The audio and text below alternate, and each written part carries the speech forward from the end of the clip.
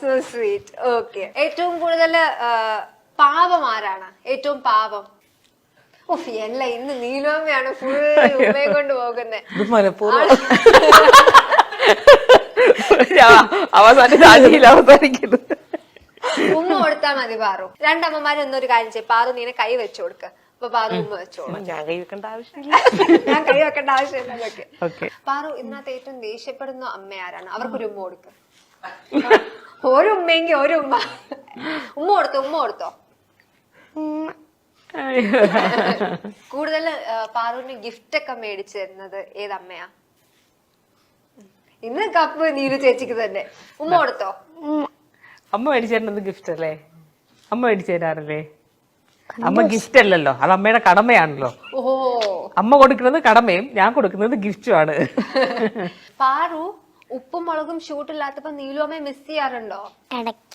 ഇടയ്ക്ക്. അപ്പൊ എങ്ങനെ ഈ അമ്മയോടെ പോവാൻ ഓക്കെ ആണോ? അതോ നീലു അമ്മയുടെ വീട്ടിൽ പോണോന്നാണോ പാറുവിന്റെ ആഗ്രഹം?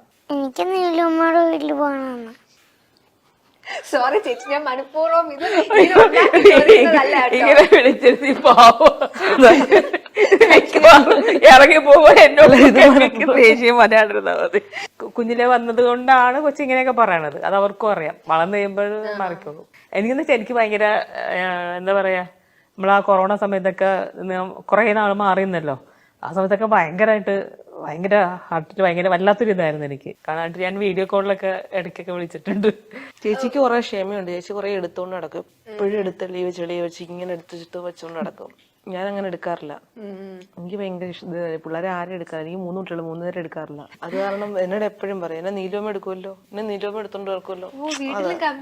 അതുണ്ട്, വീട്ടിലേതാണ്. ഇതെന്റെ മോളും എന്നോട് പറയുന്ന, ഇപ്പൊ നമ്മളെ വീട്ടിലാണെങ്കിലും എന്റെ മോളും ഇതുപോലെ എന്നോട് പറയാം, അമ്മ അവനെ കൊഞ്ചിക്കാണ്, അവന്റെ താളത്തിന് തുള്ളുകയാണ്.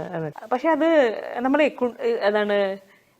അറിയില്ല, ചിലപ്പോ എനിക്ക് കുഞ്ഞുങ്ങള് എന്നുള്ള സംഭവം ഉണ്ട് എന്റെ മനസ്സിൽ എപ്പോഴും. എത്ര വലുതായാലും ഇങ്ങനെ ഇപ്പൊ എന്റെ മക്കളാണെങ്കിലും. അതുകൊണ്ട് എന്താ ഗംഗയ്ക്ക് അറിയാം, എന്റെ കുട്ടികൾക്ക് പക്വതയില്ല അല്ലേ? രണ്ടുപേർക്കും പക്വതയില്ല. ചിന്നുവിനൊക്കെ കണ്ടിട്ടുണ്ടെങ്കിൽ ഇപ്പോഴും ഒരു 5ാം ക്ലാസ്സിൽ പഠിക്കുന്ന സ്വഭാവമാണ്. എന്റെ ഇളയ മോളൊക്കെ എപ്പോഴും വന്നിട്ട് അതേപോലെയൊക്കെയുള്ള വർത്താനവും ഇതൊക്കെ ഉണ്ട്. നിങ്ങൾക്കൊക്കെ എപ്പോ കെട്ടിച്ചൂടും, ഇതിനൊക്കെ എങ്ങനെ കെട്ടിക്കുമെന്നൊക്കെ ചോദിക്കാറുണ്ട്. കാരണം മൂത്തത് പിന്നെ ഇച്ചിരി പക്വതയുണ്ട്. ചേച്ചിക്ക് ഈ കുട്ടികളോടുള്ള സ്നേഹം കണ്ടിട്ട് ചേച്ചിയുടെ ശരിക്കുള്ള മക്കള് ഇങ്ങനെ അമ്മ ഇതെന്ത് കാണിക്കുന്നത്, ഞങ്ങളെ ഒന്നും വേണ്ടെന്നൊക്കെ ചോദിക്കാറുണ്ടോ? അങ്ങനെയൊന്നും ചോദിക്കില്ല. അവിടെ ചെന്ന് അവിടെ ഇതുപോലെയൊക്കെ തന്നെയാണ്. അങ്ങനത്തെ പ്രത്യേക ഫീലൊന്നുമില്ല. അവർക്കറിയത് ഇങ്ങനെ തന്നെയാണ്. എവിടെ പോയാലും സ്നേഹം കൊടുക്കുക. എനിക്ക് കുറെ കുട്ടികളൊക്കെ ഇട്ട് ഞാൻ അവിടെ ഇരുന്നോളൂ. അതിപ്പോ നമ്മള് കുഞ്ഞിലേക്ക് എന്റെ വീട്ടിലൊക്കെ